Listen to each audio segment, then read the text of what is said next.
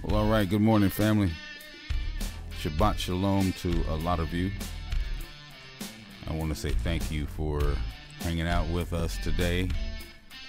Early this morning, I was up at about 2 o'clock in the AM and was trying to do a live stream then, but was having some difficulty.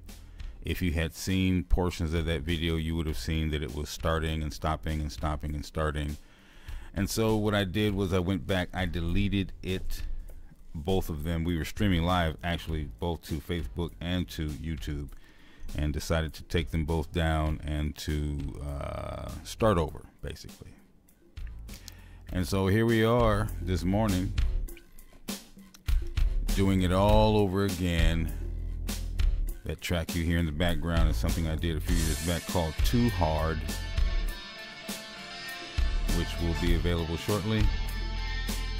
In the meantime and in between time, we're going to get into something that I wanted to talk about that's kind of near and dear to my heart, because we are coming into that season, that pagan demonic season, which some folks like to call Christ Mass. Hold on, family. We'll be right back.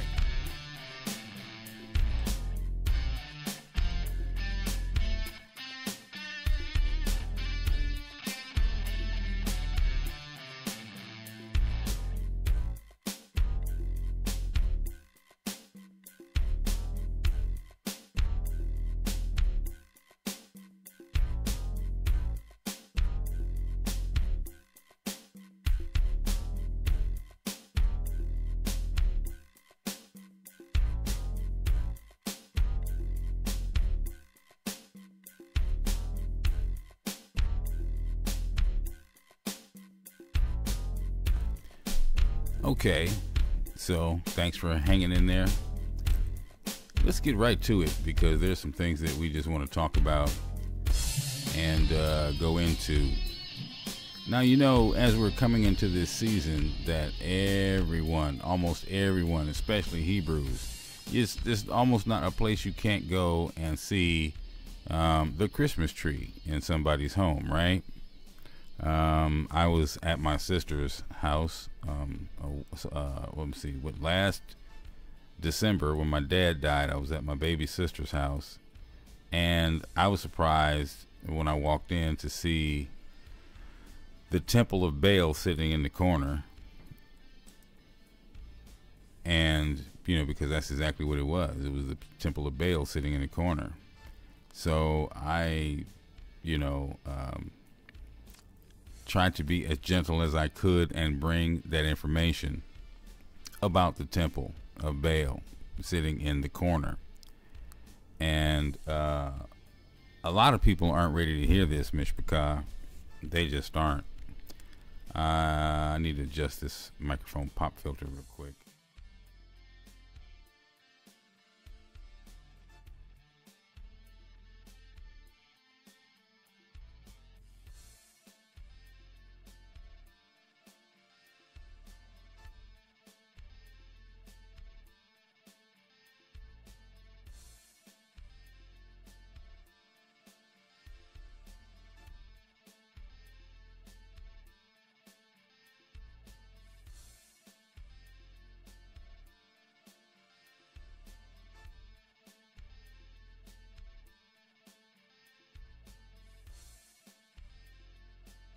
And as true as it is, a lot of people aren't ready to hear this truth about this Temple of Baal that sits in the corners. You know, they lace it with silver and gold. We know the scriptures, right? And it's something that we're not even supposed to be participating in. It's a part of pagan Christianity. And what does light have to do with darkness? Absolutely nothing. Pagan Christianity has nothing to do with us. So we should not even be participating in it. But there's a lot of us who are into Christianity, and we're into it in such a way, we're in it so deep that when a truth like this comes along, we just can't let it go.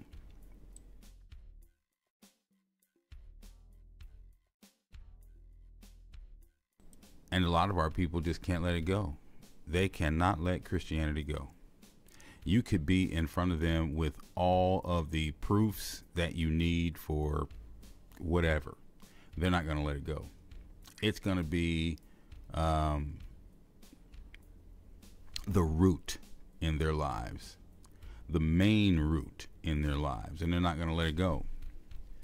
So forgive me while you see me adjusting here on the fly. I decided to bring the condenser mic into the production here because I'm using a different audio interface and preamp over here on the side as opposed to using the Mackie Blackbird. So I'm doing some I'm making adjustments as I go because, you know, I'm just going to do it live and fly by the seat of my pants.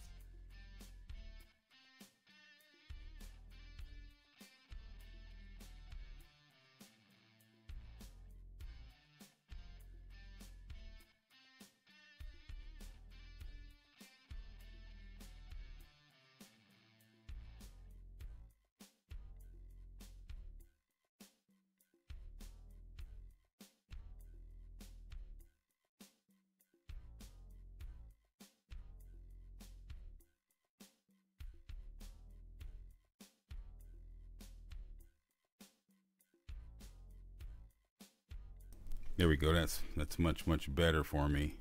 It's a little difficult to see the screen, but I prefer to have that mic at lip level. So, you know, some of the things that we go through when we're dealing with family is the fact that they do not want to listen to what it is we have to say most times about this truth. And as we're in this word and we're trying to share it with them, they don't want to hear it, right? So here we are again, another year, and we're about to do this Christ Mass thing. And so I just want to share with some of you and give you some information you might be able to share with some of your family. That we are at that point in the road where we're starting to come to this, and you want to give them this before we get. Now, see, we're in the goblin ghoul season, right? Which October harvest, fall. So the trick-or-treaters will be banging on your door if you leave your light on here shortly. And then after that, we're going to have Christ Mass, right? So let's just get right into it, family, because you see, at this point, you'll see that, and I keep saying this, and I'm going to be saying this, and I'll just keep saying it and saying it and saying it. I'm going to raise this up just a smidge. And I'll keep saying it and saying it and saying it. I'm all in. I'm all the way in. All my chips are on the table. I'm holding nothing back. From this point going forward, I'm holding nothing back. Whether you like it or not, there's another channel for you if you don't like it. And if you're family, there's another uncle for you. Another uncle for you. Another uncle for you. There's another brother for you if you don't like it. I'm not a girl, so there's not another sister. So if you're a child, there's another dad for you. If you're biological, there's another father for you. Understand, I am all in. And what that means to you is that if you're not on my team, then I'm not playing with you. I'm taking my ball and I'm going home. I'm all in. So if you do not like what you're hearing over here, there's something else for you out there. Go find it and leave me alone. Because from this point going forward, all you're going to hear is that I'm all in. And if you don't like the conversation, don't start a conversation with me. Because the conversation you're going to get is this one. I'm all in. Okay? Now, let's talk about, I want to show you something. But we were talking before. And we were looking at the fact that,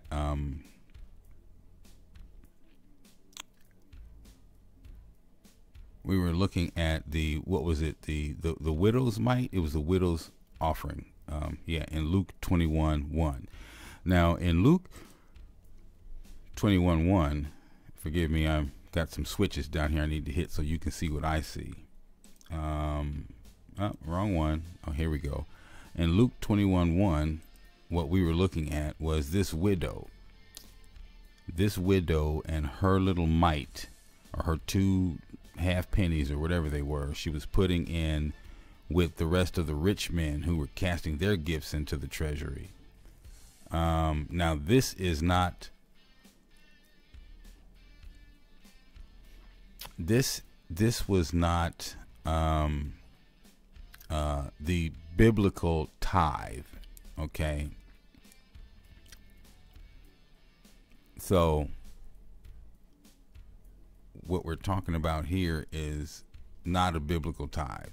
Okay. This was an offering that she had put up, and the rich men were throwing their gifts into the treasury as well. Let's look at that. Okay. Let's look at that, because this is something that we need to pay attention to. Give me just.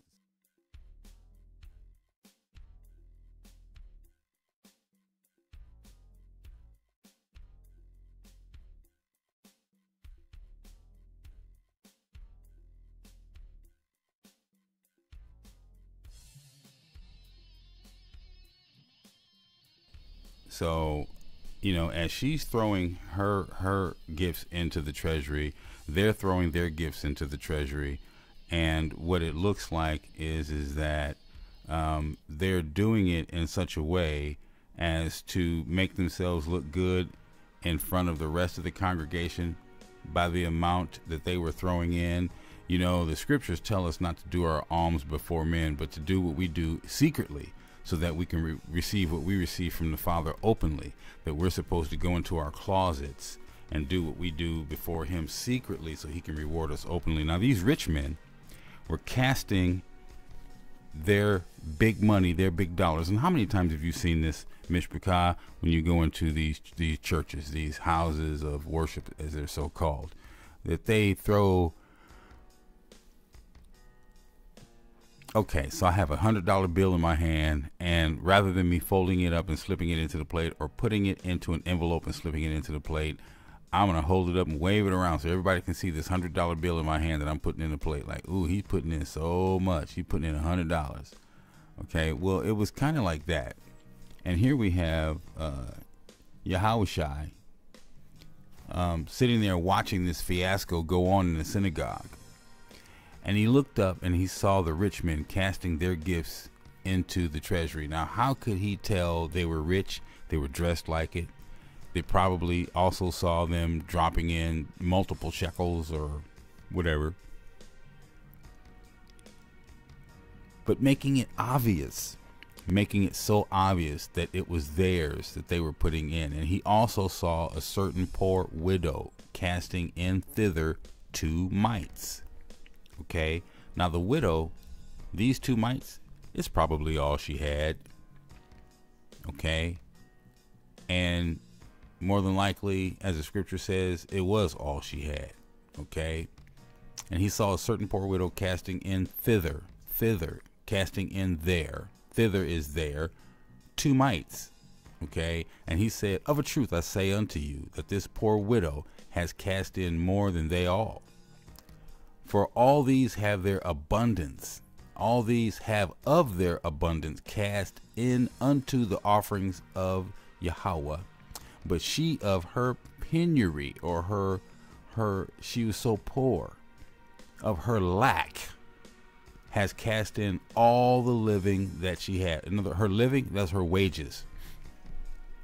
She cast in all the money. Her penury, her lack, her treasure of her treasury, everything that was in her pocket of her wealth, however you want to look at it, it was all she had. She didn't have anything else. So by her giving her all, she put in more than everyone who was there. Because see, they could walk away and they still had something. They could still go to the bank. Well, if there was a bank, they could still go into their personal treasury, their vault, whatever it was, and pull out more shekels, more silver, more gold. more precious stones they still had, where she had none. So in this case, this is the reason why I used the widow's offering. And you see it right there. She was all in. She was all in. So you might hear my dogs go off in the background. I had them outside. They were barking, you know, stirring up ruckus because they don't know how to let other dogs walk down the street without barking at them. And now they're in the house and they want to talk a little loud. So I may have to turn and tell them to hush their mouth. Okay? I'm talking to them, not you, okay? So, baby girl, you guys lay down. Lay down. Get over there and lay down. I have them on snaps. It's when I don't want to yell, I don't want to call, just stick my hand out the door and snap my fingers and they come running. So you should teach your dog to do that so you don't have to yell at them all the time. But in this particular case, there's a dog going down the street and they're pretty antsy. They want to get outside so they can yap, yap, yap. And so I have to use the word and the snap, and then they know I'm serious. So anyway, back to this. She was all in. Completely, totally, fully. All she had was in the pot. She was all in. It's a gambling term. I have nothing left. I think you're faking. I think you're bluffing. And I'm willing to put everything I have against what you're saying. Okay, she was all in. Right? And Mishpachah, that's where I am right now. That's exactly where I am right now. Ever since last week, I started, teaching on this, and I never got down to the widow's mite, so I had to come back around to it. I had to circle back around to it because I'm all in. I have nothing left. I'm not holding anything back. And the song you hear in the background is called "Empty Words." It's something else that I've written.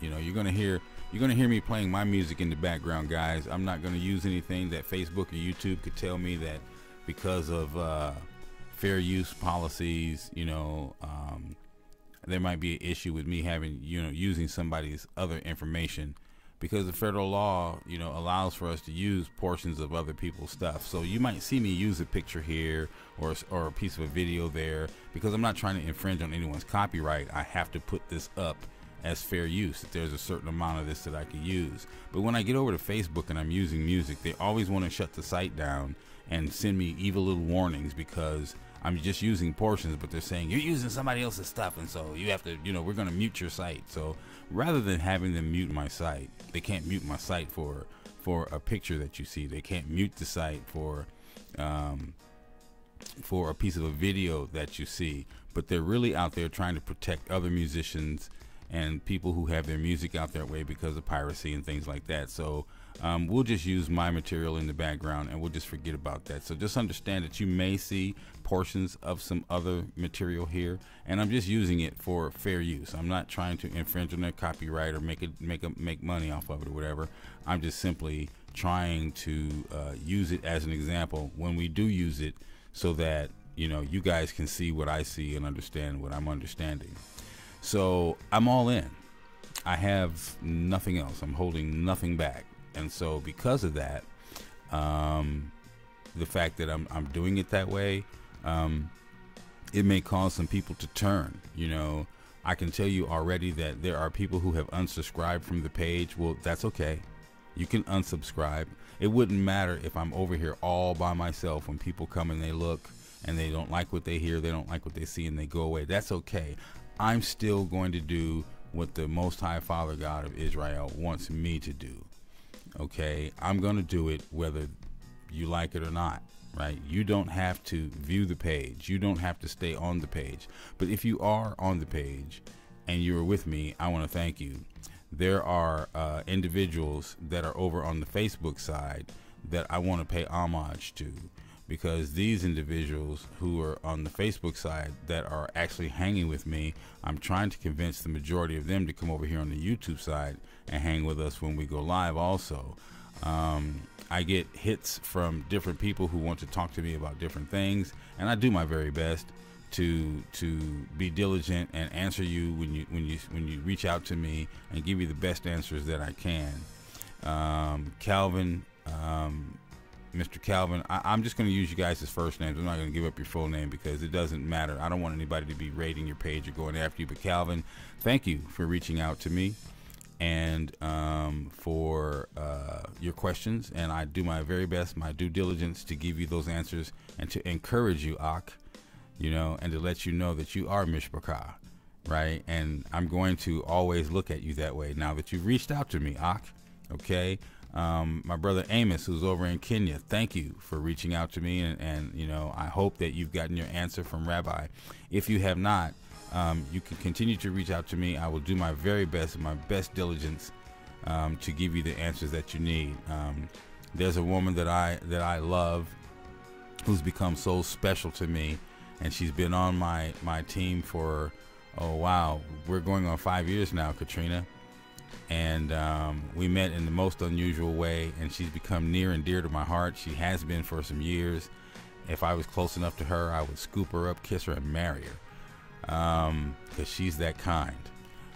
She really is that kind. So fellas, if you know that person, and the Most High has given you one, hang on to her, because I believe one husband, one wife. You know, the scriptures tell us down in the New Testament, if a man desires the office of a bishop, he should be sober and vigilant. He should be the husband of one wife.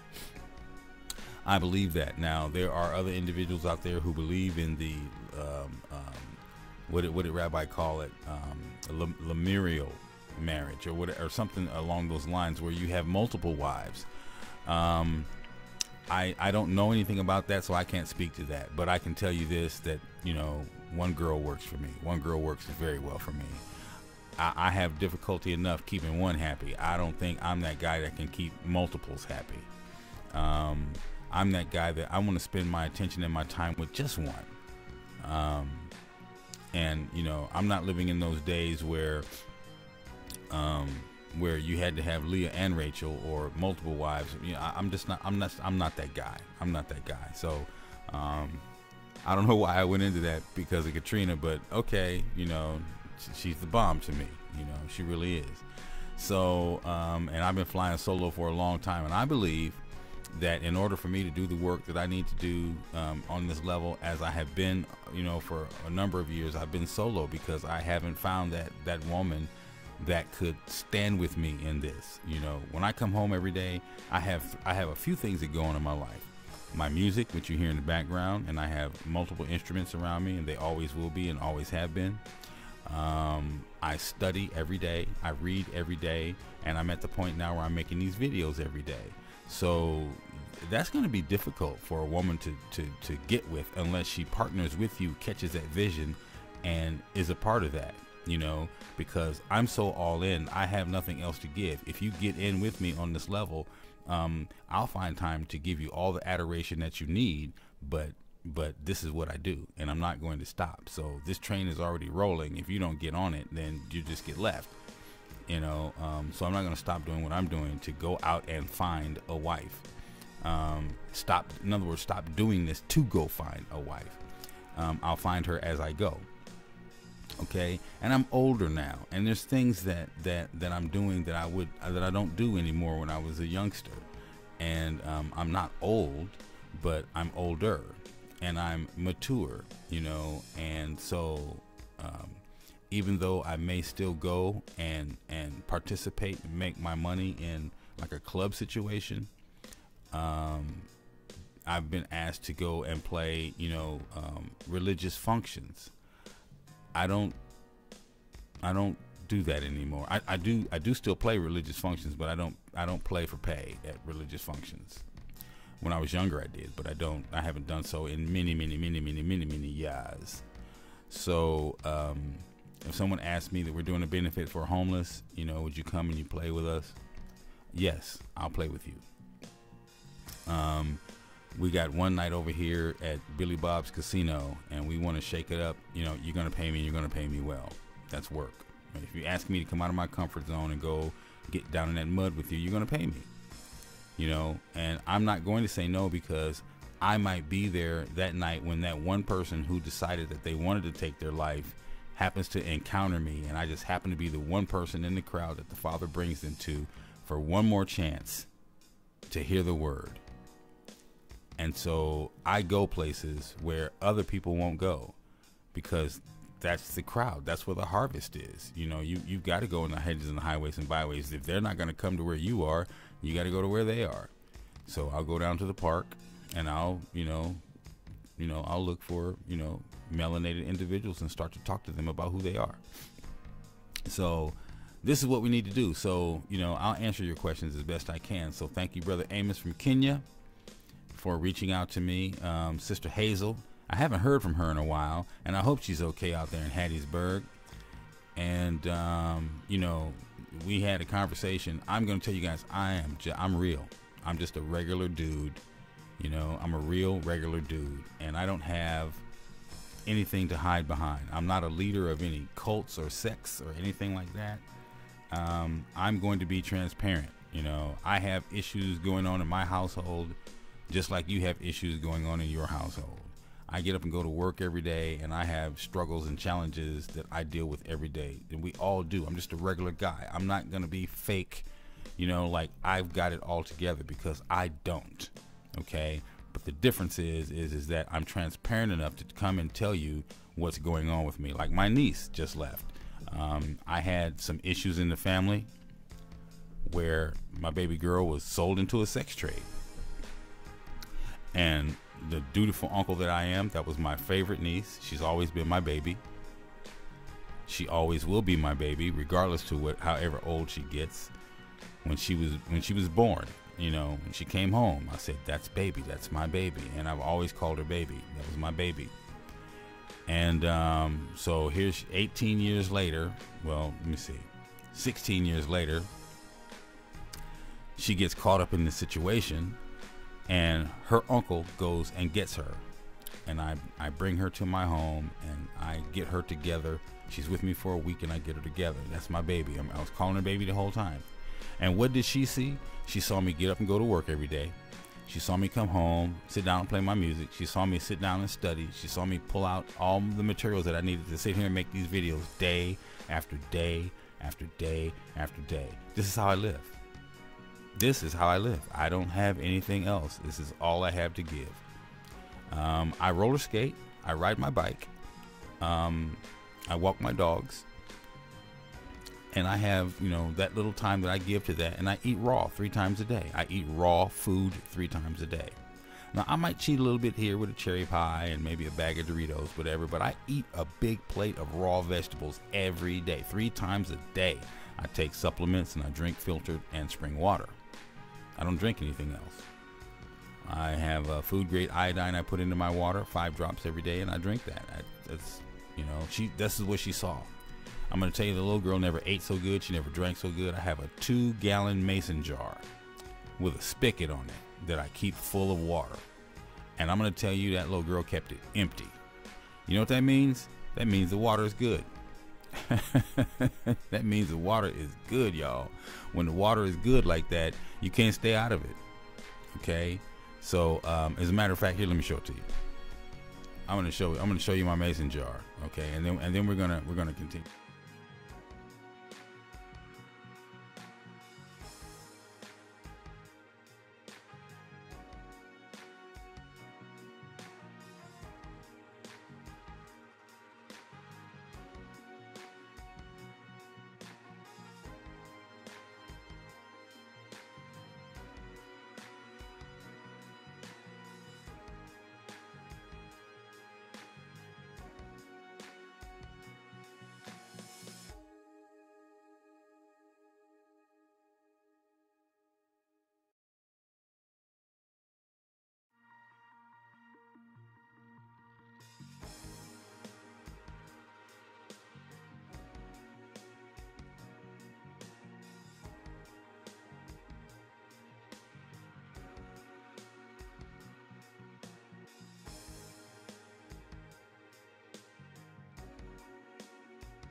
So yeah, I have a 2-gallon jar of full of water that I drink out of quite often, all day.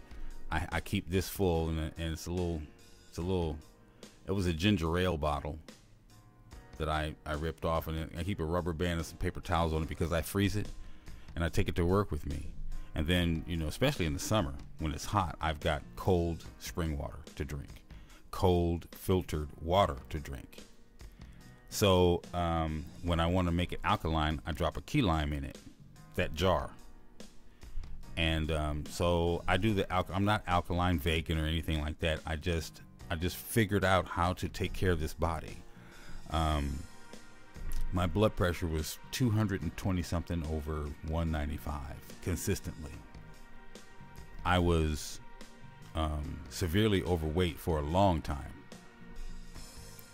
and my cholesterol kind of teetered, and I was never near diabetic, but I could have been, because, you know, that demon runs in the family. All those chronic disease demons run in my family, and I decided that I was going to do something about it. Now, in 2000, I got hit on my motorcycle, split my head open. That's a spider bite, and it took 5 years to heal, and it's gonna always be pink.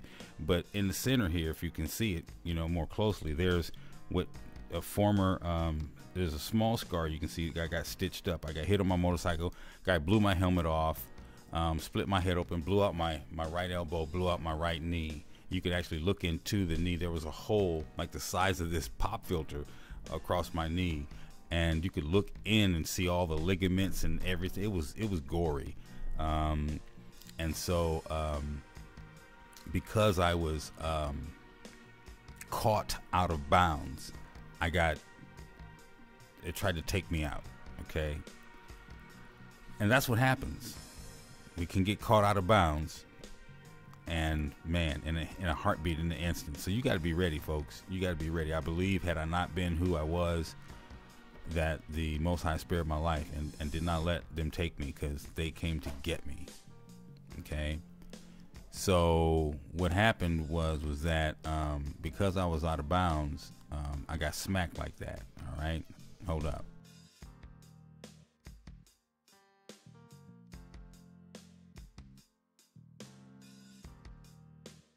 Like that, and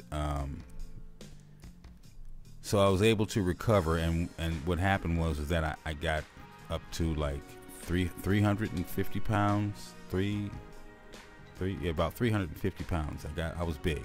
I was a big boy, and I got some pictures to prove it. I was a big boy, and so I've always battled my weight, but never like that. Okay, so I got the weight off. Now, it's been some years, and I managed my weight pretty well. But then when my mother came to live with me, after a while, I was suffering with depression again.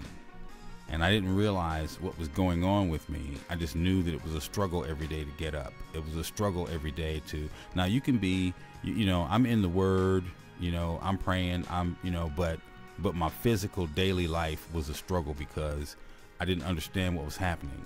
Now that I know how to handle it. I know what to do about it. But I didn't know what I was dealing with. You know, my mother has, and like I said to you guys, I'm transparent. I'll tell you, my mom has Alzheimer's, dementia, and I've been battling with social services over the issues that I have here in the house. And they don't want to come and do anything and give me any help with mama, you know, when I have to get up and go to work every day.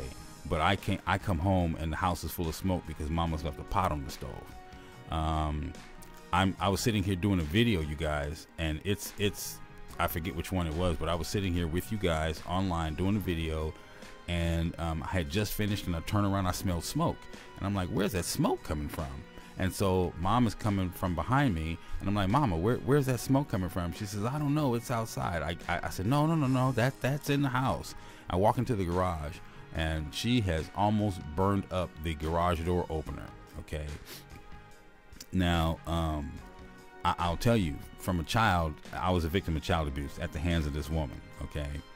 And we have some very, very, very demonic and ugly issues and dysfunctional issues in the family that for me to even be the person that I am is a miracle. That I should be strung out on drugs, dead, or locked up in prison behind the kind of childhood that I had. But you know, a lot of people are amazed, and I believe I'm a pretty cool guy. I think I'm a really good guy. I think I turned out well.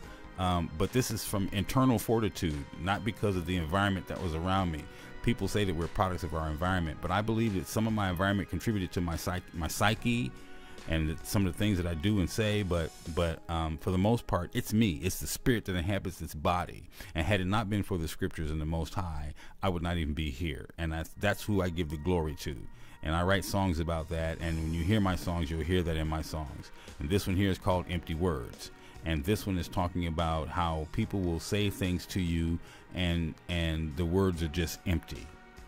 And so that's what this song is talking about. And I'm just playing the audio track in the background so you can hear that. I don't like dead air and silence. So, but anyway, that's kind of what happened. So I'm dealing with that, and I didn't know that I was in this depressive kind of funk type thing going on. And so social services is not giving me any help, and they just recently come to the house and said they're not going to get any help. That yes, things are bad, but there's a standard that they have, and she hasn't reached that standard yet. So therefore, they're not going to help me.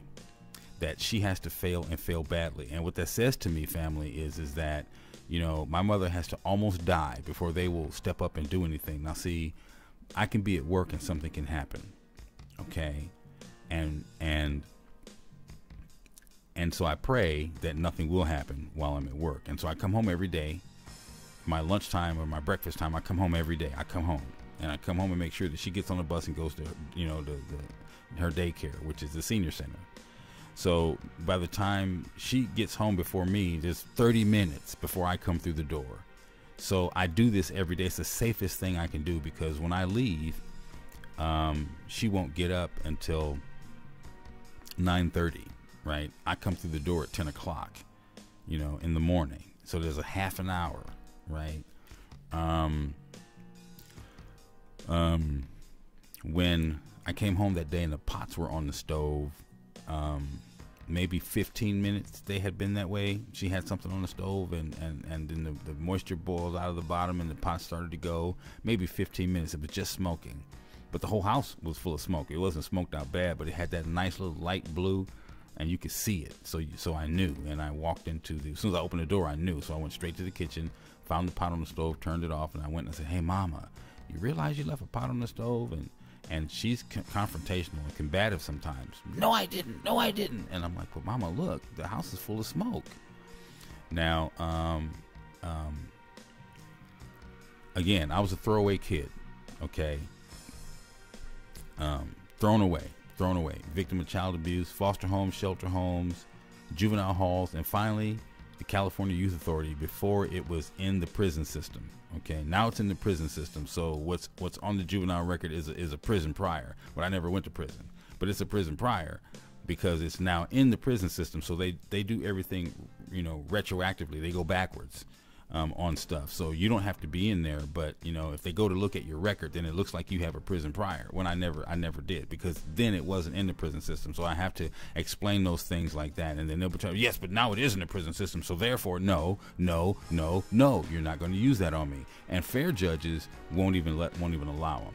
But for me, I keep my nose clean, and I don't have to, be worried about things like that. But periodically, police, because I've had to call them and bring them to the house when I've been attacked by her.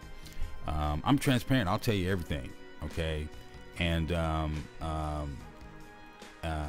they go back in your record and they look, but it's like, that doesn't bother because, I'm in my 50s, and that was like when I was 15, 14, when they didn't have any place else to put me because I had been living on my own for so long that I was living as an adult. They couldn't put me in another shelter home. They couldn't put me in another foster home because I was too mature. I had been living on my own, so they didn't have a choice to put me anywhere because she wouldn't emancipate me. So the judge was, I hate to do this, but I don't have a choice. This system is not built for kids like you. I don't have a choice. I wish I didn't have to do this, and off I went. California Youth Authority, which is now a prison for youth. Okay, so it's things like that I had to live with, right? And when I tell this story to people, their jaws drop open. It's like, no, really, this is how I grew up. This is how I lived, right? That's what made me get into Christianity and have being licensed and ordained for all them years. That's my 2 license and my ordination up there on the wall. And you can't see this third one at the bottom, but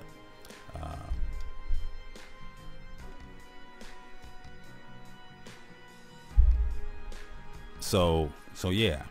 So I'm pretty transparent, and I'm just a regular dude, y'all. I'm just a regular guy. Okay, I've been through the mill, but what I want you to understand is why I'm saying all that is because that is what's happening to us as a people. That's part of the curses. My mother hating my guts because she can't stand my father is part of the curses.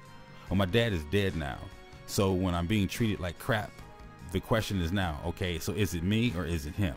Because he's dead. You can stop hating him now. You know, he's dead. Or is it that you've been evil for so long and you've hated him for so long that demon thing does not know how to let go? Because again, my mom, you know, she's not a believer or a knower. She's been in Buddhism, she's been and now she's in the Mormonism. She's been a part of everything else and every kind of other ism except the scriptures. And she knows these scriptures. You know, she knows them because, you know, I come from a long line of musicians and preachers. My grandfathers and uncles and those who have gone before me were ministers.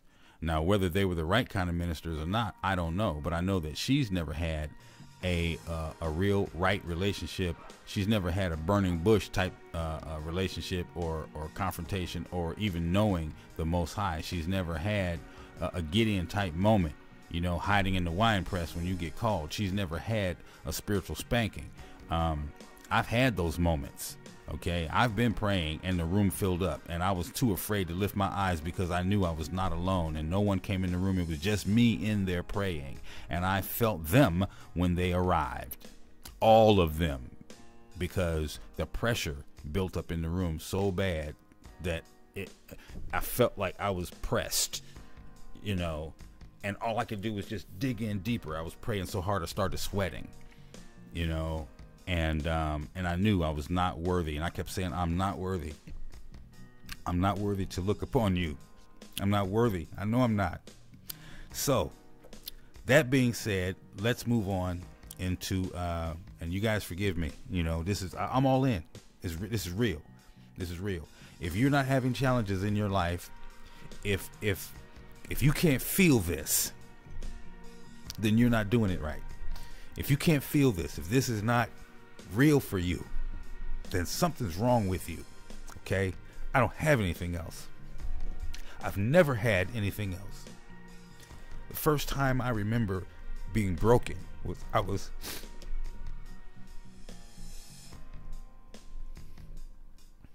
9 years old, crying out to the Most High because of that woman on my front porch. Now, I shouldn't even be being bothered with her, y'all, but that's my mama.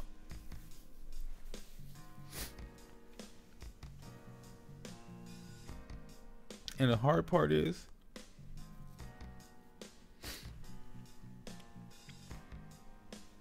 I didn't want to go down this road with y'all this morning, but I have to.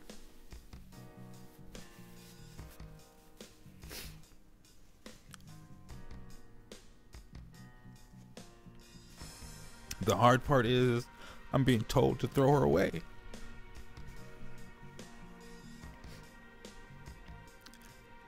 She's making it impossible to live with. And it's always been impossible. But you see, I was a kid when it was impossible. And now I'm grown. And I've been grown for a long time, handling my business. And my mother's an elder now. And even though she needs me, she doesn't want me. And she fights me.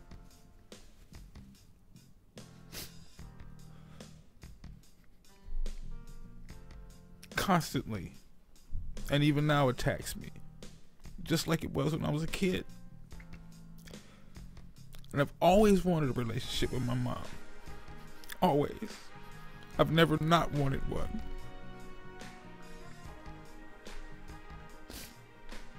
And as hard as this is for me to tell you this, I have to. Because this is the only way I'm ever going to be free. But this is hard.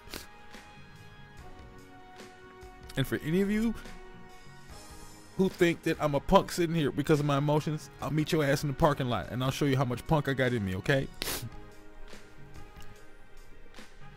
But this is my mother. And this is difficult because I can't continue to live this way. And I don't want to continue to live this way. And everybody is telling me to throw her away. Everybody.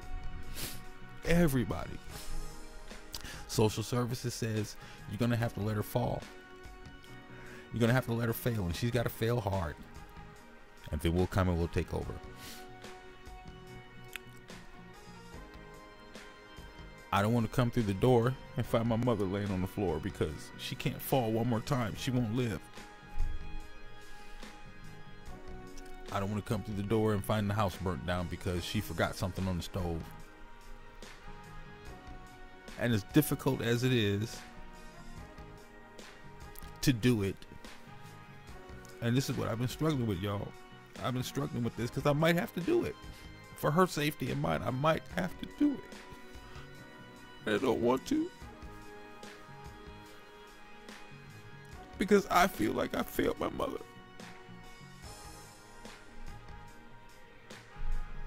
So,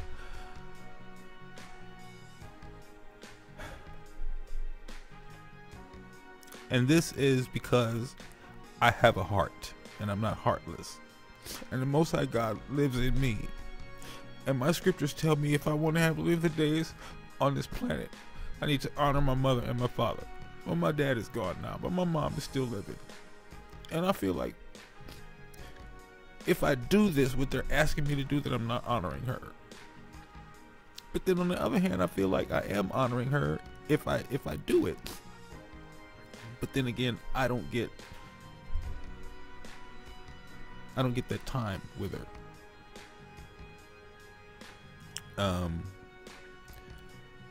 Because there's those moments when she's lucid, and when she's lucid, she's evil and mean to me, like she's always been. But then at the same time, I'm in that position where I feel like I'm being manipulated because you came to me because you couldn't go anywhere else and you couldn't live on your own. And I thought that this would be the perfect time for us to build a relationship. But as soon as you got here, you've been making my life a living hell. And all I wanted was for you to get some help. You know, if it's a medication, if it's a chemical imbalance, then let's get that for you so you can be smooth. They won't help me. They won't help me. It's like they want her to fail badly so they can take control. And to me, that's part of the curses. Because we're losing, y'all. You know, I mean, we're going to win on the other side, but they have so many things out there for us. They're stealing our babies and selling their body parts. Because, and they're doing research because they're trying to figure out who we are. They don't know who we are. They don't know. And I know this. They don't know who we are. They know we're here, but they can't figure out a Hamite from a Semite. And so they're doing that research. And they have chemicals that will kill us, specifically us. But it's so bad now that, you know, we've mixed with so many other people that they'd even be killing themselves because they don't even know if they got black in them. Oh, it's deep. It's way deep, you know. And my mother's a former nurse, and so I know what happens to seniors when they go into facilities. And I'm just trying not to let that happen to my mom. But I almost don't have a choice. So give me a second. I got to get myself together here. Hold.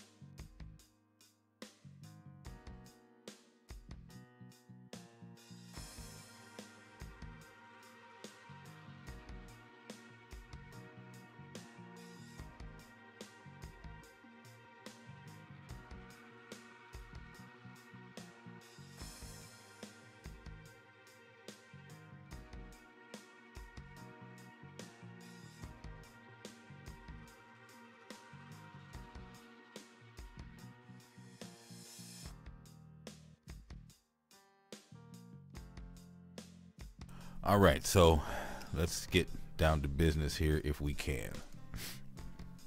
So I wanted to share that with you, family, because again, I'm transparent. I'm not going to hide anything from you. I'm just a regular dude. Okay. I'm living a regular life, and I got regular, sometimes very irregular problems, but I'm just a regular guy, you know, and, I'm not some big shot living a fancy big life, a TD Jakes, Creflo Dollar, Joel Osteen type dude who, on the front of it, you know, looks like they have it all together, but on the backside, you know, their life is a living hell. No, I wake up every day just like you, and I put my pants on the same way you do, bruh. And I shower and shave and urinate and excrement and eat just like everyone else. And I live as a melanated man in this world. And I come against racism, and I come against, you know, the hard way. I come against a lot of things. And I know the spirit that's behind it. And I know the spirit that's you know, like with my mom and the whole nine. I understand that spirit. I've been living with that spirit. We used to live at 666 West 66th Street. And when I first started walking this walk and living this walk, even when I didn't know who Yahushua was, I called his name Jesus, and he knew who I was talking to, because he knew I didn't know any better. I was speaking in the language of my captivity, and he knew I didn't know any better. And so our relationship became our relationship, and it was real, and it still is real. Israel. I said Israel, and that's Israel. Israel. Wow. Okay, Father, I hear you. And that's how he does me. I mean, he'll take my verbiage in my speech and show himself to me in my verbiage in my speech. Okay. So we're going to get into this. Let me get my spectacles so I can see what we're talking about. And I want to share this with you while we still have time. And let's get into this, because we're going into those days when we're going to be dealing with this madness of Christ's Mass. Okay, so I want to show this to you because a lot of people think that this this Christmas Day thing, excuse me, is December 25th, but a lot of pagan deities had their birthdays on December 25th. Getting a drink of water there. So it says here, was Jesus, Yeshua, really born on December 25th, as the Western Christian tradition maintains, or does Scripture allow us to infer a different time for his advent here on earth? Two cases will be presented below. One case is for a Tishri, a Sukkot birth. The other is for a traditional later December date. Now, the background. Now, if anyone knows anything about how Christ himself was born, then you have to look at what happened when he was born, or just prior to him being born, because you see, when he was in the, actually before he was in the womb, his mother went off and had to go and see her cousin. And when she went to see her cousin had shared with her the fact that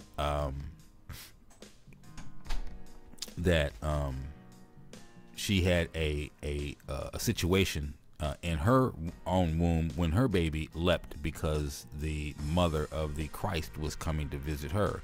Now, before we go into that, you know, you got to first understand who this, it's two sides of the family here that we're dealing with. Okay, so what we're talking about is like John the Baptist's mother and father. Okay, now John the Baptist was a priest. Okay, he was a priest because you are what you come from. Now, his dad was a priest. His mother was a daughter of Aaron, and so that means that Zacharias was of the Levitical priesthood, and the mother was a daughter of Aaron, so she was of the Aaronic priesthood, which makes John the Baptist a priest, right?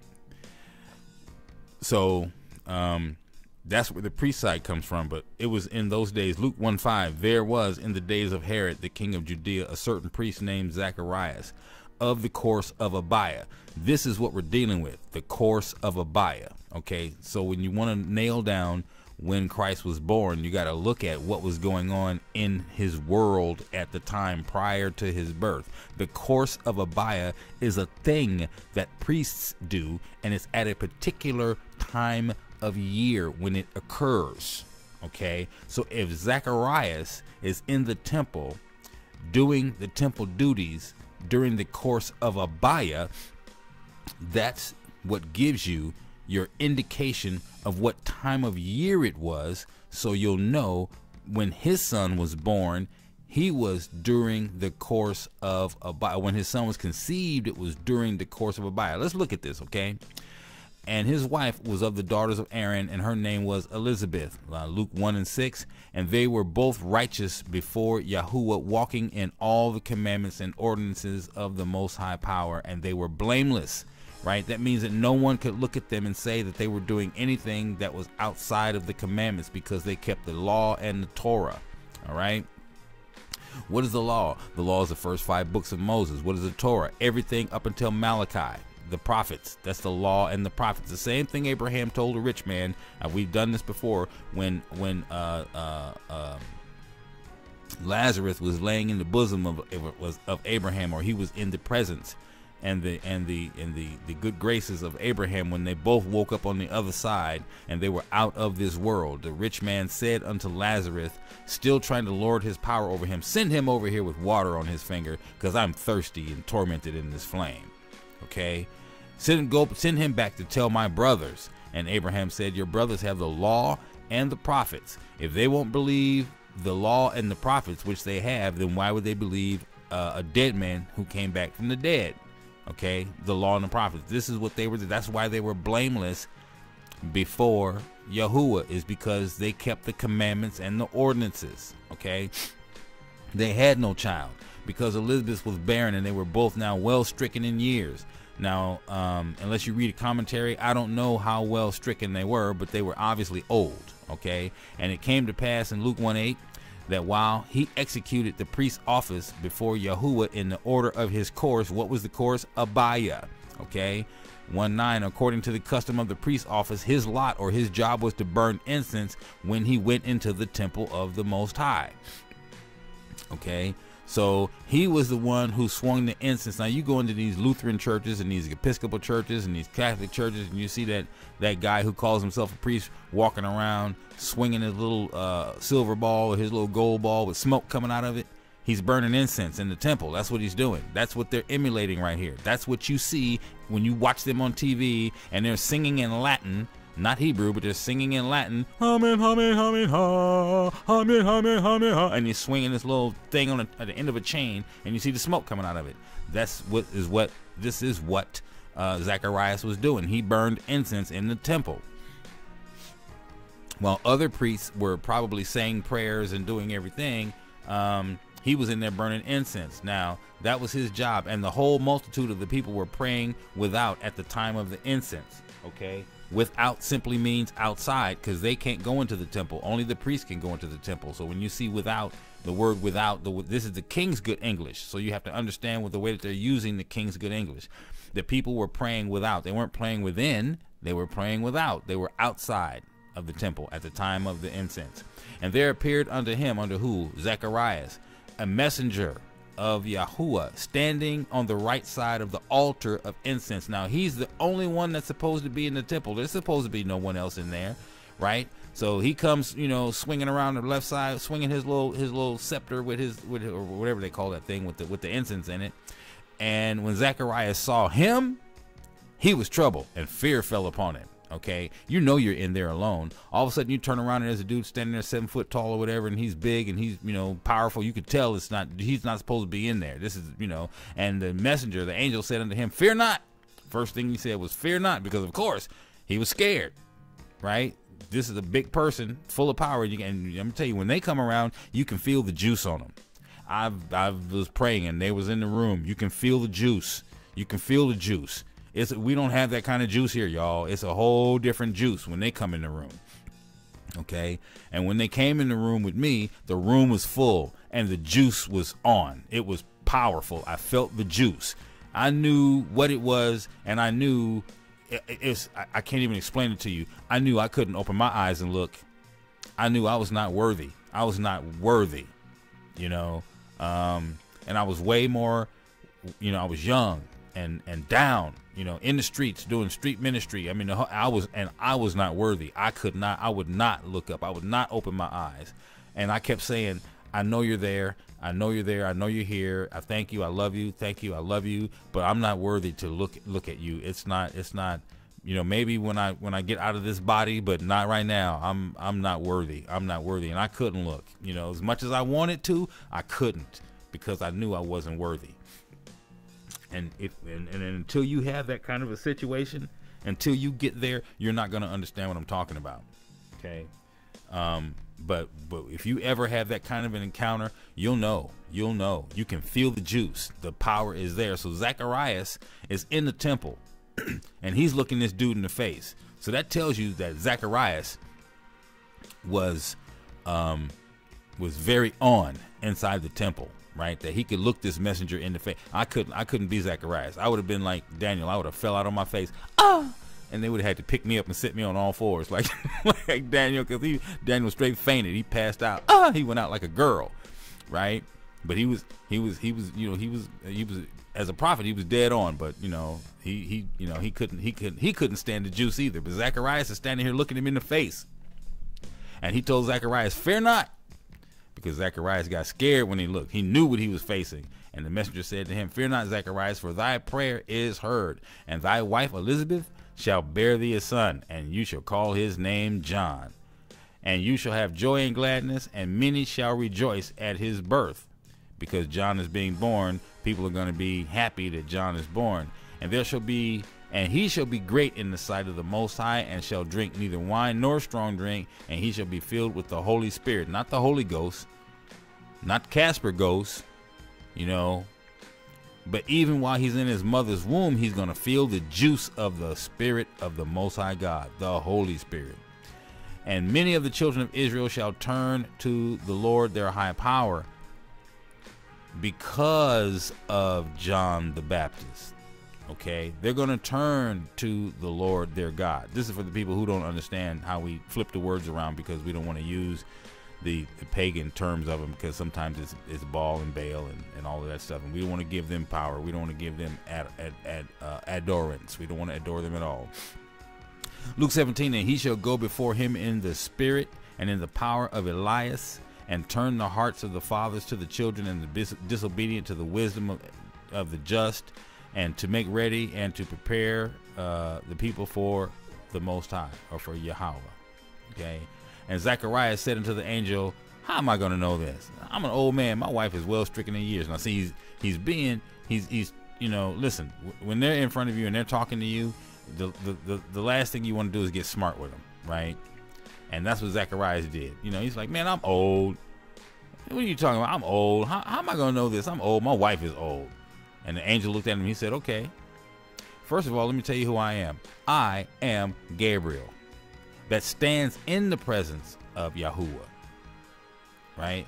And I'm sent to speak unto thee, and to show you these glad tidings." He says, "But since you want to be stupid about it, let me show you how this is going to work now. You're going to be dumb. I'm going to take the power of your speech away from you. You're not going to be able to speak until the day that these things are performed, because you don't believe my words. They're going to be fulfilled in their season. It's going to happen. And when it happens, that's when you'll be able to speak again. But up until then, your power of speech is gone. Right? And the people waited. They're outside waiting for Zacharias, and they marveled that he tarried so long in the temple. Now, what happened was, you know, they marveled, or they wondered what's taking him so long, because he's never been there this long before. You see, because the people know that if the priest doesn't come out, that somebody might have to go in and get him. And most of the times, if you read the scriptures, you'll see that the priest would go in with a rope tied around his waist, because if he went in there and the father killed him, they could drag the body out. Okay, so now they're outside wondering, wait a minute, what's going on? He's something's happening. He's in there too long. He's in there too long. Somebody's probably grabbing a rope, getting ready to start yanking on it, and then he came out. But when he came out, he couldn't speak. All right, we're in 22 now. When he came out, he could not speak to them, and they perceived that he had seen a vision in the temple. No, he hadn't seen a vision. He got put in check in the temple because he opened his mouth talking to Gabriel. That's the last person you want to get smart with, right? And he beckoned unto them, you know, and he remained speechless. Now, come on, family, get this visual picture. You got to get this visual picture, okay? Now look at this. He goes into the temple, right? And he's in the temple and he's doing his thing, okay? And then all of a sudden he looks up and there's this messenger standing there, this big angel standing there, and you know, they're having this dialogue back and forth, and the angel tells him, look, man, you know, you started praying and the Father's heard your prayer, your wife is barren, you know, you're gonna have a son, and it's gonna be all good for you. And Zacharias is like, man, don't even play me, dude. Where you coming with this from, man? Look, how am I gonna even know this is real? How am I gonna know what you're talking about is real? And now you got Gabriel looking at you like, really? Okay, well, how about this for a sign? See, because this is what happens to us when we get challenging to the Most High and to His messengers. When we challenge them, things happen. See what happened to Moses. Moses said, well, how are they going to know that you sent me? He wasn't getting smart, but he was asking that question. They're not going to know how are they going to know? He said, by these two signs. And he gave Moses two signs, right? Okay. And then he said, well, Pharaoh's not going to let the people go. Okay, here's what you're going to tell Pharaoh, and here's what's going to happen to Pharaoh, right? And this is what he does. He uses these signs, right? So everybody who don't put the blood over their doorpost, your son's going to die. How about that? All your firstborn are going to die. Okay, so put the blood over your doorpost if you don't want your babies dead in the morning. There were Egyptians putting blood over their doorposts because they knew the death angel was coming. They were following what the Hebrews were doing because they didn't want their children to die. Okay, because the Father doesn't play when He says this or He says that. And listen, even His messengers have juice enough over us to put us in check, and Gabriel just put him in check. That's what happened right there, you know. So when he came out, you know, his lips are sealed. He can't say a word. He can move his lips and but nothing's coming out. You know, there's nothing coming through the voice box. It's a wrap. You're locked up right here. Okay, he was dumb. Okay, deaf and dumb means that you can't hear and you can't speak.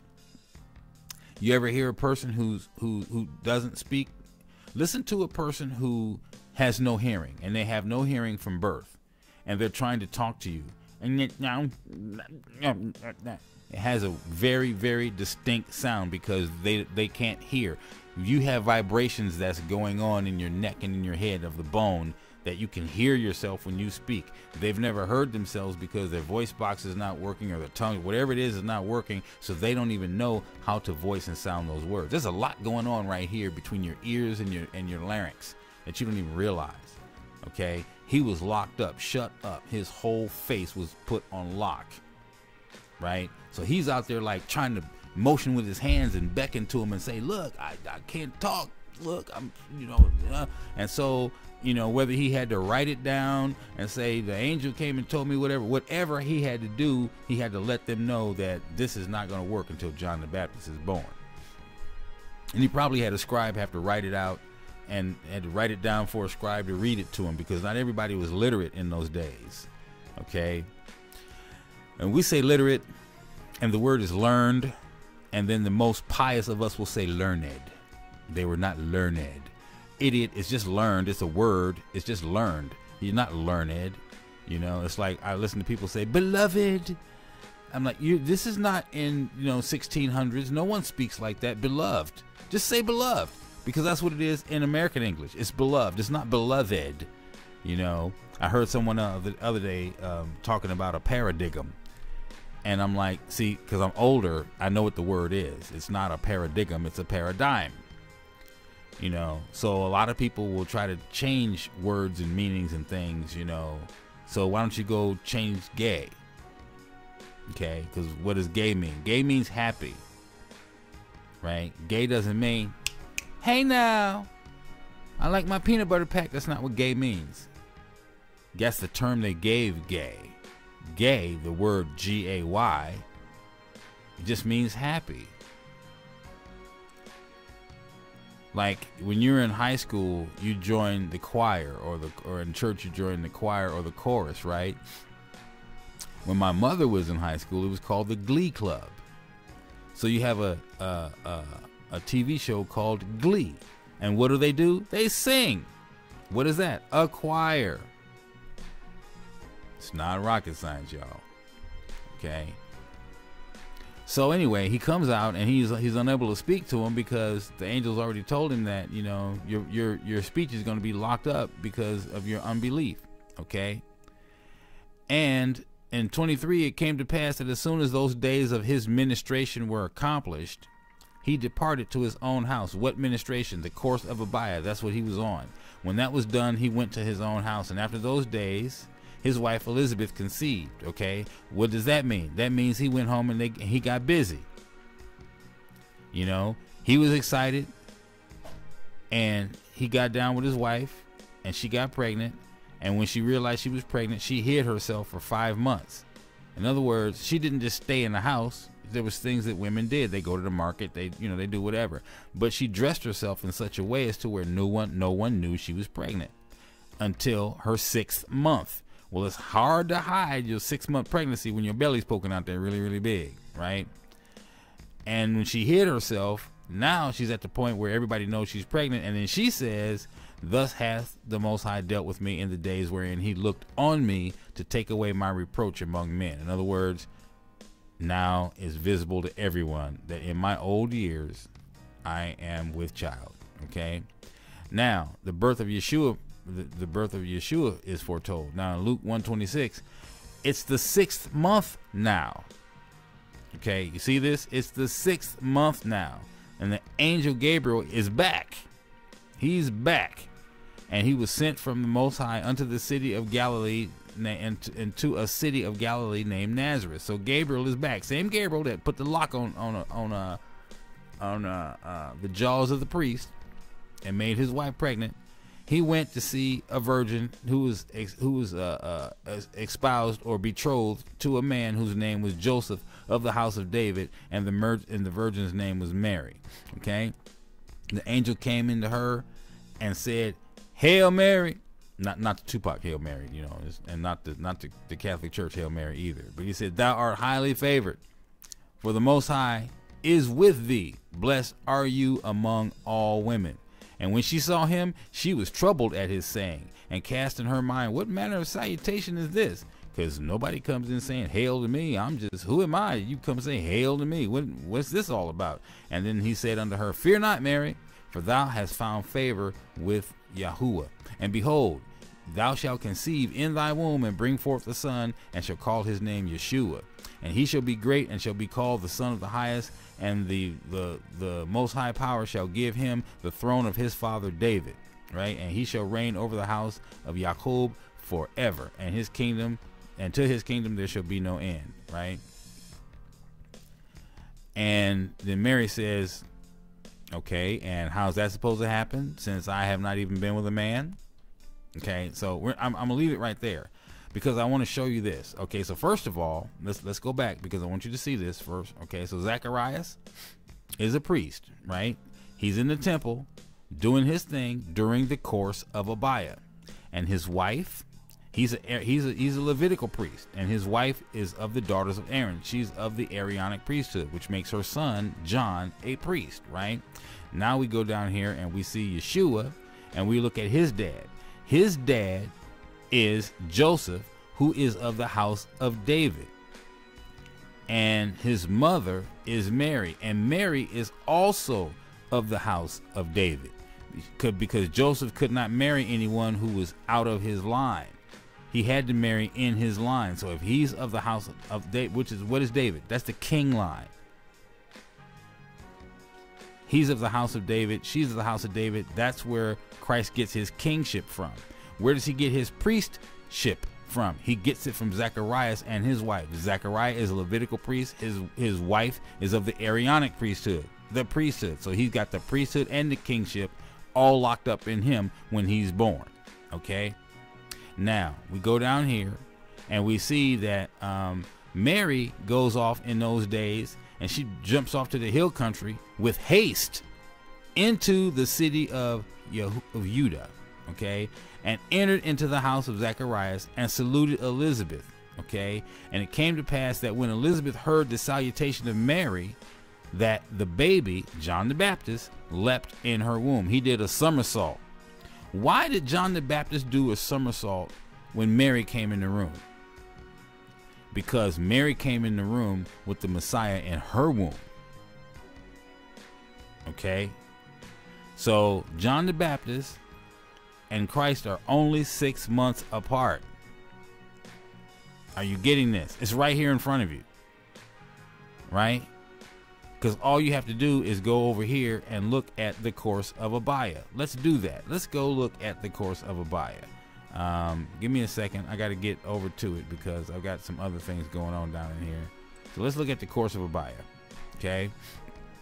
Now the course of Abia is such. It's this. It happens at a particular time of the year. Okay. So there are several reasons to believe that Yeshua was born during the fall, not the winter, in the fall. Now listen, they sing the songs during, that season away in the manger. Just listen to the words. They were in the fields keeping their sheep. In the fields. You can't keep your sheep in the field in the wintertime. Okay? And if it was winter, how would there possibly have been any room even in the manger? Because all the animals would have been in there. Now why was all the inns and everything full in the city? Because it was during the time of tabernacles. Everybody was coming into the city for the feast. And even if they were going to be outside in tents or whatever, they still had rooms in all the other inns. So when they were done with the feast, when I'm done with the feast or whatever, if I'm going to hang out in town, I got a place to stay. I'm not going to turn around and go back home and pack up my stuff. We're going to do the feast. We're going to be out here in the tents, and, we're going to do the tabernacles, and then we're going to go and do our thing. People still do that today. I come to town, right? And then we're going to meet up, at a certain place, and we're going to do the tabernacles. But I get here 4 or 5 days early, right? And because I'm early, I'm gonna have a place to stay. So I get me a room, at the Hilton Garden Inn or the Embassy Suites or the DoubleTree, right? I get me 3 days on the front. I get me 3 days on the back. So when I'm done with my Feast of Tabernacles, I got a place to go and clean up in the whole nine. But it's all about doing the tabernacles and being out and out of your comfort zone, right? So I come to town a few days early. I got my room. I leave my stuff in the room. Right, I take my tents and stuff, and I go out and meet up with the rest of the people, and we do our pack up and our get down, and then we're out there for however long we're out there. And then at the end of it, I want to go do my laundry and clean up and everything before I fly back home, and I got me a room on the other end, right? So the town is full of people. Everybody's coming, and so there's no place for them to go when it's time for Mary to have this baby. Right? And the only thing they could do was go get into one of the local barns, where the cows and the goats and stuff lay, because they're out in the field being tended by their shepherds. If it was the wintertime, there would have been no room in that town at all, not even in the barns. There would not have been a manger for him to be in, because they would have been inside with their animals. I'm told that in Israel, even today, there's places where it snows over there. So who knows what the weather was like during this time? So we know it was the fall. It could not have been winter. That baby was not going to be born outside, even in a barn in the winter. The father's not going to have that, right? So Yeshua's cousin, John the Baptist, was conceived mid-Sivan, which is May and June, 40 weeks later on Nisan 15, which is the Passover. So his father was a Levite who was assigned to serve in the temple during the course of Abia, the 8th course of the year, right? That's his course. There's 24 courses And each priest has a course that he does. He has a time that he goes and he does his thing in the temple. Now, they live in the temple. They don't leave. They stay in the temple. He doesn't do his thing and go home at night, do his thing, go home at night. No, he for his entire course, however long that lasts, he's in the temple. And since the cycle of service began on the first Shabbat of Nisan, but both Passover and Shavuot require all priestly courses to serve. The actual time of the 8th course would be during the 10th week of the year. This places Zechariah's service in the temple as the beginning of the second Shabbat of the month of Sivan, which is May and June. Okay, now you can read the rest of this for yourself. But I've been teaching this, and not even off this page. I've been teaching this, what I'm telling you, since, my goodness, the mid 80s. I've been when I discovered that Christ's birthday, and I don't do birthdays, but it wasn't December 25th. You know, I got this. The Father gave me this around the same time He gave me Passover, not Easter. So I've been teaching this for many years, and I broke this out. I said, let me find something on the course of Abaya so I can help them understand. So you can download this as a PDF. You can go through it. You can study it out. They give you the scriptures right there. But this right here bears it all out itself. You don't even have to look at the argument for December 25th, the traditional date, because Tammuz and Nimrod and all these other little fake messiahs have their birth dates. The pagan gods, all the pagan gods have their birth dates on December 25th. And only Yeshua has his birthday outside of that madness. It would make sense that he would have his birthday outside of that madness because the Father's not a part of that. But who taught you that? The Father? Or did man teach you that? Man taught you December 25th. The scriptures don't teach you December 25th. Nowhere in the scriptures do you get to December 25th. And if you do get the December 25th out of them, Christian, that's because you're a Christian. Because those of us who follow this in a Hebraic way, I don't see that. I never saw it, and I didn't even know I was a Hebrew. I just knew that there was something wrong with what I was saying, and I just refused to go along with it. I just was not gonna follow the herd. Okay, and we didn't do Christmas in my house anyway. That my mother, she didn't do Christmas. We didn't get gifts. We didn't get anything. You know, I could tell you there's some sick, wild, mad stuff that used to be said to us, but I'm not gonna tell you that. But it wasn't even about a gift. It was just about life in general, period, where we weren't getting anything. We just weren't.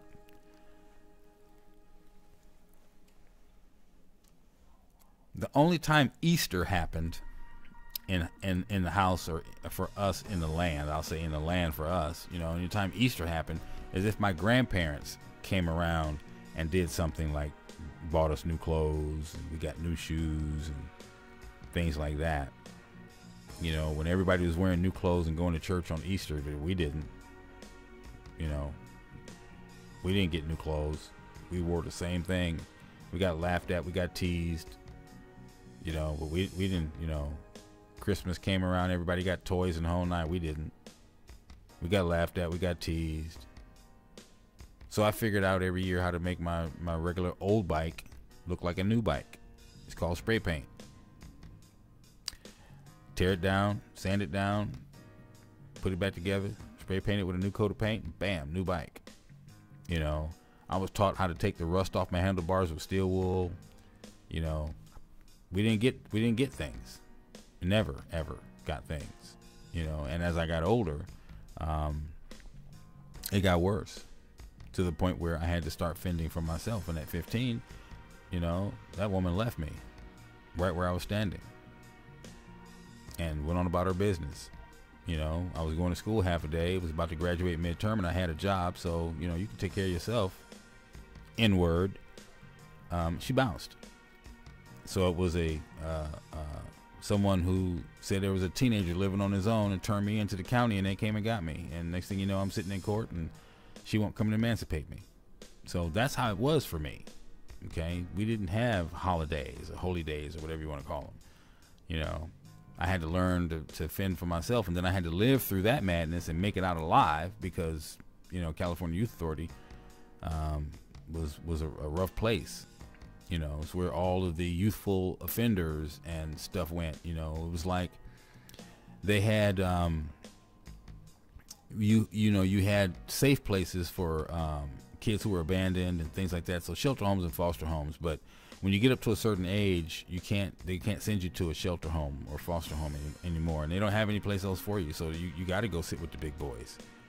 You know, and those are the ones who have committed crimes. You know, but they're still underage. As I said, California Youth Authority was not a prison system at the time. It was just a correctional facility like Boys Town or something, a reform school or something like that. But it wasn't a part of CDC, not then, or CDCR. Not then, it wasn't. It is now, but it wasn't then. So, and so we're talking late 70s, early 80s. Okay, well, 77, 78, 79. It wasn't. It didn't turn into that until maybe 87, 88, 89. About 10 years later. So, but like I said, I've been teaching this and knowing this, you know, since, you know, 19, 20, 21, you know, when I hit the streets running. I had plenty of time to study this, you know, and I studied it out. And when I got out, I found me a teacher and I got myself into a church because I knew that was the safest place for me to be. And I got underneath a good teaching, not preaching, a good teaching pastor. And when I outgrew him, I asked the Father for another one. And then he gave me this little old guy from Gravette, Arkansas, Pastor Murray from the Shepherd's Chapel.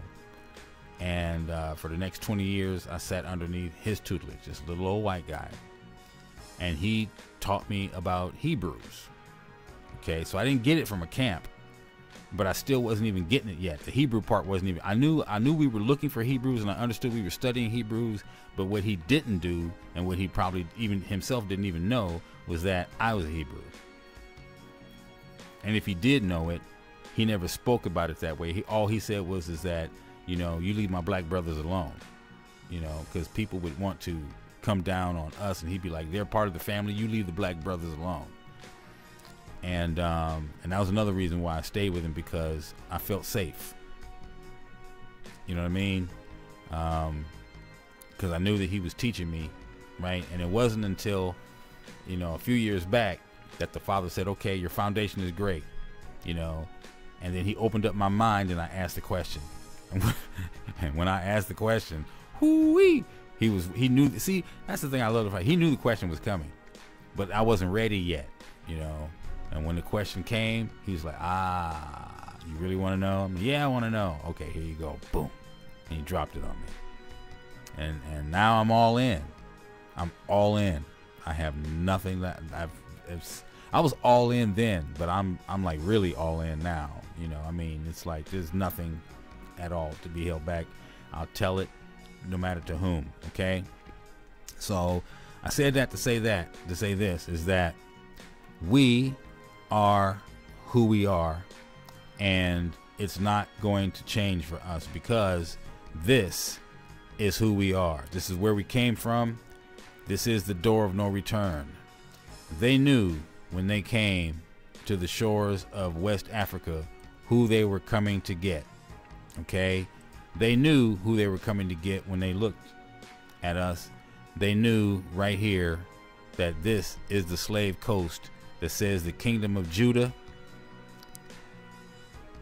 And they know right off the top that there it is in the upper right hand corner. They know right off the top when they knew that they were coming to the kingdom of Judah, the city of Waida, which is still, you can look at a Google map now, just look it up. Look up the door of no return, and it's going to put you right on that coast right there. And you'll see that there's in the bottom right hand corner, there is a satellite screenshot of the what I just showed you down on the beach. You know, and if you look to the one on the left, you'll see the actual city, and you'll still see the trail that leads down to the water where they marched them down there to put them on the ships. So I put the 4 of these side by side so you can see that this is where it all started for us before we came to this country. They had us shackled and chained right here, and out there in the ocean you could see underneath that arch, that's where the ships would be. And they knew that they were going to be shipped off, and they were boarding those ships, and they were going away, and they were never going to come back. That's why this is called the door of no return. In the bottom right hand corner, you see the little man standing there in the little bottom corner. It says the door of, right next to it is no return, right? 1747, you can get your hands on this map. Google it. It is the Negro land map, okay? And you'll be able to see that there is the kingdom of Judah right there. So family, everybody, get a hold of this map. Go look at it, because you'll be able to see that this is what they did to us. They knew who they were taking. They knew who we were when they came to get us. Okay, this is the door of no return. It is what it is. It is what it is. This is the door. That's the Kingdom of Judah map. It's right there. So you can see what's going on. You know at this point that when they came to take us as a people, they came to take an entire people and load them on the ships and sail them off. Right? So when they made that map, there was no Semite cartographer that set up and drew up an entire map of the Barbary Coast and the Gold Coast and all the other coasts and said, okay, here's where we are. Come get us, take us and make us slaves. We didn't do that. This map was made by Portuguese or European sailors who were into the trades, and they were showing everyone where to go to get the product, and we were the product. Okay. And how were we the product? Because we're the product because we are not Hamites. Ham is the youngest son of Noah, born about 96 years before the flood, and one of 8 persons to live through the flood. He became the progenitor of the dark races, but not the Negroes, right? All the dark races, the Egyptians, Ethiopians, Libyans, Canaanites, but not the Negroes. How do we know not the Negroes? Because the 1747 map says that this is Negro land. Therefore, we know we are Semites, and they can't tell us apart, y'all. I have an honest belief that's the reason why they're doing the DNA searches, where they're convincing everyone, do your DNA, do your DNA, do your DNA, because they're trying to figure out who we are. We're living in those days where they want to come for us, but they're not going to be able to come for us. They're going to go after a remnant, because everybody's not going to hear this call. I'm telling you, my mama don't hear this call. My sister don't hear this call. My baby sister don't hear this call. Some of my brothers don't hear this call. And I'm out here like my other brother, who's out here blowing his chevolt. He's blowing his horn, and he's screaming from the housetops. You know, it's my brother over here. You guys got to go check him out. His channel's not coming up, but it's okay. It's all right. I'm going to tell you, on Facebook, it's Pilgrimage to Zion. Okay. On YouTube, it's Pilgrimage to Zion. You know, go find Kenyon Asher ben Israel. Go find my brother, and he'll tell you how to do the pilgrimage to Zion. That's what it's about, fellas. We have to make our pilgrimages 3 times a year. I haven't even made my first one yet, but I'm out here pumping it up so hard for him, letting everybody know this is what we got to do. Okay. So listen here, family. I wanted to share that with you. That's all I've got. Well, actually, I've got more, but that's all the time I'm going to give to it right now. I wanted to share that with you and let you know that we're coming into that season. Go on the Hebrew Israelite YouTube channel. Go over there and see the oh, mine's not coming up either. Wow. Okay. So I'll tell you what, you're gonna have to go over there YouTube channel, and you're gonna be able to look up the what is it? It's called Pagan Christianity. Okay. Go look up Pagan Christianity, and then you'll be able to see the there it is. Okay. So go look up over here. I've got Pagan Christianity over there, and you'll be able to see part 1, 2, 3, and 4, where Rabbi is showing you why we do all the things that we do, and he talks about why we go to church. He talks about why we do Christmas, why we do Easter. Go read or watch Pagan Christianity and see about all of these things. That's how you do it. That's how we do it. I want to thank you for hanging out with me. It's been a blessing and an honor for me to be here and share with you. I will see you later, and I hope that you guys will come back and hang out with me more here on the YouTube side of things, as I try to break us and everybody else away from YouTube. YouTube is not a good look for us. So we're going to be hanging out over here more and more. I'm just trying to get you guys to come over here and hang out with me when we go live. Okay. So enjoy your Shabbat. I've got some eating to do. I'm going to make myself a nice big salad, and then I am going to do some more studying, and I'll be back later this afternoon with some more word and some more news and some more fun. All right, family.